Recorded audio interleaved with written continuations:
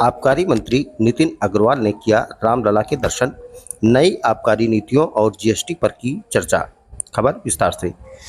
उत्तर प्रदेश की आबकारी मंत्री नितिन अग्रवाल शुक्रवार को अयोध्या पहुंचे। उन्होंने पहले रामलला का दर्शन पूजन कर आशीर्वाद प्राप्त किया। दर्शन के बाद वे अयोध्या के सर्किट हाउस पहुंचे, जहां पत्रकारों से बातचीत के दौरान उन्होंने राज्य सरकार की नई आबकारी नीतियों और घटे हुए जीएसटी पर विस्तार से चर्चा की। मंत्री ने कहा कि मुख्यमंत्री योगी आदित्यनाथ के नेतृत्व में प्रदेश सरकार लगातार विकास की दिशा में अग्रसर है। आबकारी विभाग द्वारा हाल ही में लागू की गई नीतियों से आम जनता के साथ साथ व्यापारियों को भी बड़ा लाभ मिलेगा। उन्होंने बताया कि जीएसटी में कमी से व्यापार जगत को नई ऊर्जा मिलेगी और उपभोक्ताओं पर भी आर्थिक बोझ कम होगा। प्रेस वार्ता के दौरान नितिन अग्रवाल ने यह भी घोषणा की, आगामी 16 अक्टूबर को लखनऊ में एक भव्य बैठक का आयोजन किया जा रहा है, जिसमें पूरे उत्तर प्रदेश के व्यापारियों को आमंत्रित किया गया है। इस बैठक में व्यापारियों के सुझावों पर चर्चा कर सरकार नई दिशा तय करेगी। उन्होंने कहा कि सरकार की प्राथमिकता है कि व्यापारी, किसान और आम नागरिक बिना किसी कठिनाई के लाभान्वित हों। मुख्यमंत्री योगी आदित्यनाथ की सोच है कि उत्तर प्रदेश व्यापार और उद्योग के क्षेत्र में देश का अग्रणी राज्य बने। इस मौके पर उत्तर प्रदेश व्यापार मंडल के प्रदेश उपाध्यक्ष विजय सिंह बिन्नू भी मौजूद रहे। उन्होंने भी सरकार की योजनाओं और नीतियों का समर्थन करते हुए कहा कि इससे व्यापार जगत को मजबूती मिलेगी। चाहते थे कि मैं कार्यक्रम में आऊं और उनके कार्यक्रम में आया हूं। मुझे अच्छा अयोध्या आने का भी अवसर मिला है, तो मेरे लिए भी बहुत सौभाग्य की बात है कि बार बार मुझे अयोध्या आने का अवसर मिल रहा है। अभी मैं 3-4 दिन पहले भी अयोध्या में ही था। आज सामाजिक कार्यक्रम है, सामाजिक चीज़ों पे बातचीत होनी है और सबसे मुलाकात होगी। एक तो ये विषय था। दूसरा, क्योंकि नवंबर में मैं एक बहुत बड़ा व्यापारी महाकुंभ भी कर रहा हूँ। प्रदेश के 75 जनपदों से व्यापारी बंधुओं को आमंत्रित किया है। और पहली चीज़ तो जो प्रधानमंत्री जी ने जीएसटी की दरों में भारी कटौती करी है, पूरे प्रदेश के व्यापारी इकट्ठा होकर प्रधानमंत्री जी का धन्यवाद भी देंगे उस कार्यक्रम के माध्यम से। और दूसरा, व्यापारी समाज की राजनीतिक भागीदारी क्या होनी चाहिए, उस पर भी उन सम्मेलन में चर्चा होगी। तो मैं यहाँ पे अयोध्या मंडल के सभी साथियों से भी मिलने आया था और तैयारी की समीक्षा भी करने आया था। ये अगर बात की जाए तो बिहार का चुनाव होना है, तो क्या कहेंगे? देखिए, बिहार में चुनाव की घोषणा कुछ ही दिन में होने जा रही है। लगता है अक्टूबर के पहले हफ्ते में हो जाए।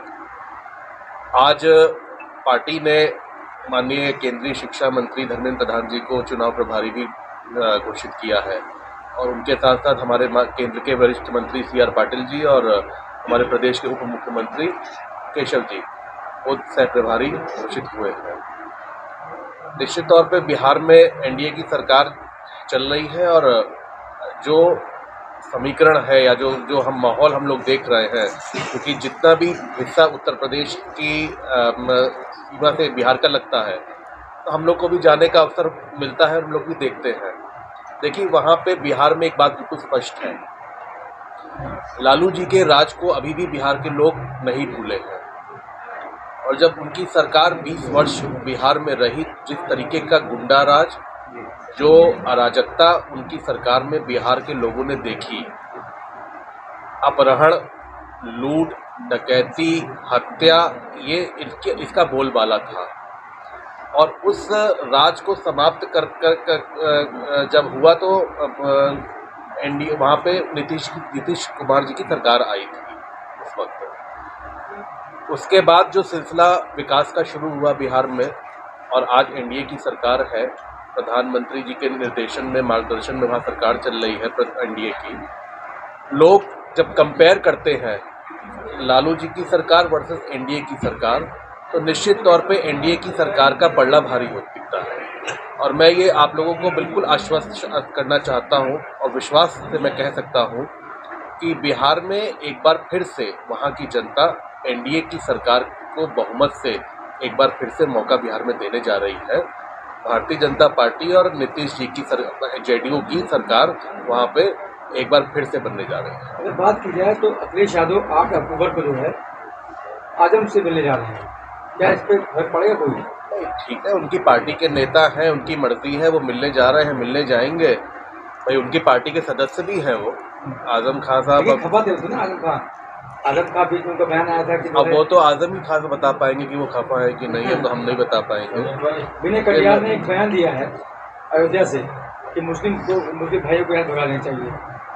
जी, किसको भगा देना चाहिए? मुस्लिम भाइयों को कहाँ से भगा देना चाहिए? फायर ब्रांड नेता विनय कटियार ने कहा है कि जब राम मंदिर का निर्माण हो रहा है तो ऐसे में मुस्लिमों को रहने कोई हक नहीं है और वो या तो बस्ती चले जाएं या उस पार चले जाएं। इसमें क्या राय आपकी? नहीं, देखिए, मेरी इन ऐसे बयानों पे मेरी कोई राय नहीं होती है, तो ना मैं ऐसे बयानों पे कोई राय रखना राहुल गांधी जो है वो चोरी का आरोप लगा रहे हैं। देखिए, बड़ा दुर्भाग्य है हमारे लोकतंत्र में ऐसे भी नेता अभी अब सब कांग्रेस पार्टी के हैं, या मैं कहूँगा इंडिया गठबंधन के नेता हैं, जो किसी भी संवैधानिक संस्था पे अब विश्वास नहीं रखते हैं। उनका आप बयान आप देखिए, कोर्ट की अगर कोई ऐसी कोई रूलिंग आती है उस पे वो अपना बयान देते हैं, उनको कहते हैं कि ये निष्पक्ष नहीं है। न्यायपालिका पे उनका बयान आता है, कार्यपालिका पे उनका बयान आता रहता है, मीडिया पे वो बयान देते रहते हैं, आज चुनाव आयोग पे वो बयान दे रहे हैं। देश की ऐसी कोई संवैधानिक संस्था नहीं बची है जिस पे वो आरोप प्रत्यारोप न लगाया हो उन्होंने, या उस पर अविश्वास न किया हो। अगर वो देश के संविधान पे ही उन्होंने आरोप लगा दिया, देश की संवैधानिक संस्थाओं पे ही आरोप लगा दिया, तो फिर वो देश में क्यों हैं? उन्हें अपना ये देश छोड़ के इटली चले जाना चाहिए। जब उन्हें इटली के अगर संविधान पे भरोसा है और देश के संविधान पे भरोसा नहीं, तो उन्हें इटली चले जाना चाहिए। उनको देश में रहने कोई अधिकार नहीं। जैसे बात की जाए तो इसमें जीएसटी को लेकर जैसे अभी जीएसटी के बारे में आपने बताया कि जीएसटी लागू होने से कहीं हो रहा है, तो अभी विपक्ष लोग आरोप लगा रहे हैं कि ये जीएसटी का जो वो था रिफॉर्म था वो 7 साल बाद क्यों आया? अब उस वक्त कह रहे थे जीएसटी आई क्यों, अब कह रहे 7 साल बाद रिफॉर्म क्यों आया?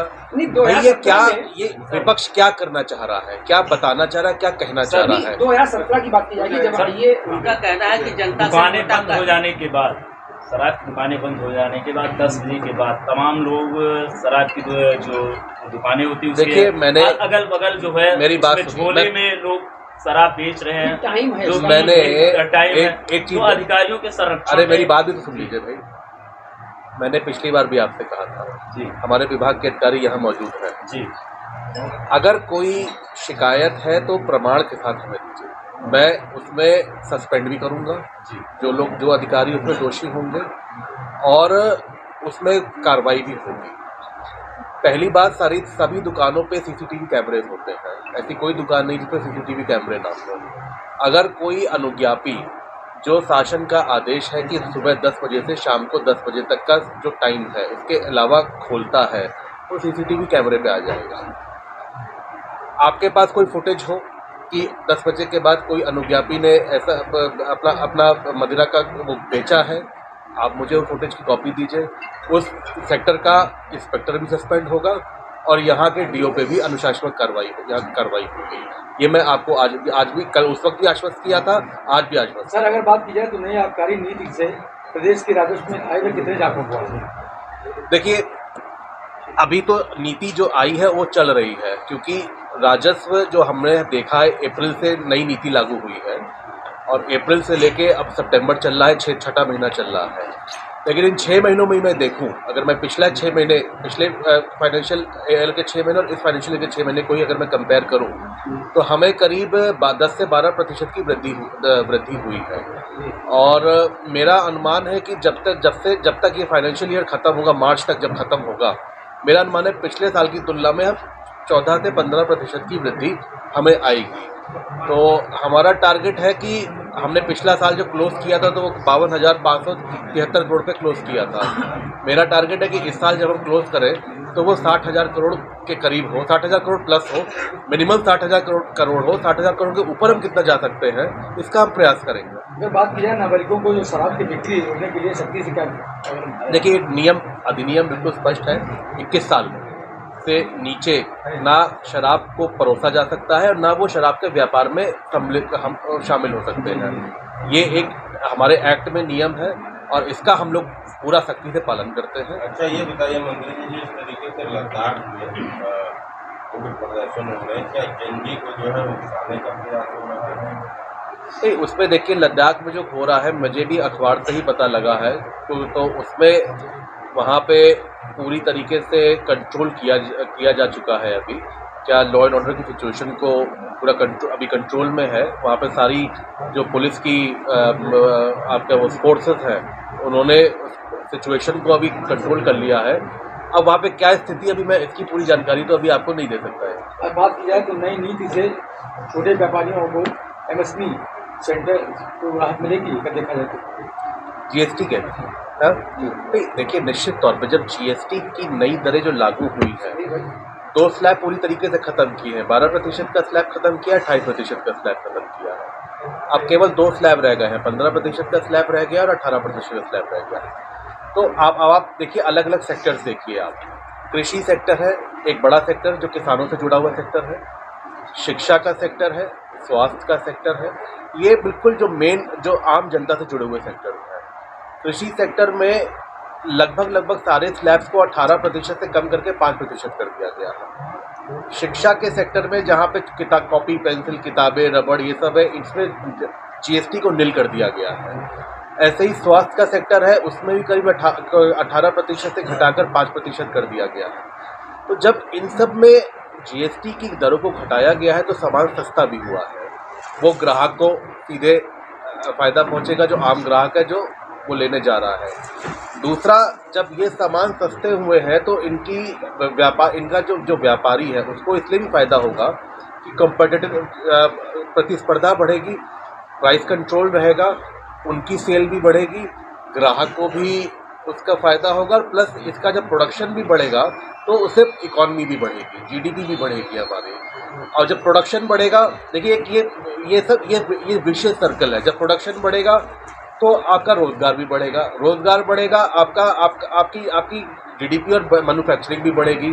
तो एक जो मेक इन इंडिया है, ये आपका आत्मनिर्भर भारत है, इसको भी बल मिलेगा, व्यापारी का व्यापार भी बढ़ेगा, आम ग्राहक को सामान सस्ता भी मिलेगा, सभी प्रकार के लोगों को फायदा होगा। जनता में जागरूकता बढ़ाने के लिए क्या स्तर पर अभियान चलाया जाएगा? देखिए सभी जनप्रतिनिधि मार्केट्स में जाके, बाजारों में जाके जीएसटी की दरों का एक तो पहली बार सबको बता रहे हैं और इसका प्रचार प्रसार बहुत तेज़ी से हमारी सरकार और हमारी पार्टी के प्रतिनिधि इसका प्रचार कर रहे हैं। और लगभग सभी, चाहे एमएलए, हमारे माननीय विधायक हो, माननीय सांसद हो, हमारे प्रदेश सरकार के मंत्री हों या पार्टी के कार्यकर्ता हों, सभी लोग इसका प्रचार प्रसार कर रहे हैं।